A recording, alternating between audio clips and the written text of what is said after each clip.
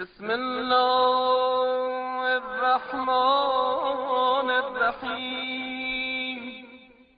يا من أرجوه لكل خير وآمن سخطه عند كل شر. يا من يعطي الكثير بالقليل. يا من يعطي من سأله.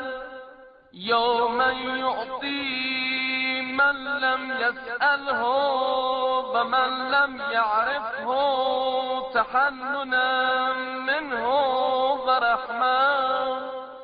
أعطني بمسألتي إياه جميع خير الدنيا وجميع خير الآخرة. واصرف عني بمسألتي إياه جميع شر الدنيا وشر الآخرة. فإنه غير منقوص ما أعطيت. وزدني من فضلك يا كريم يا ذا الجلال والإكرام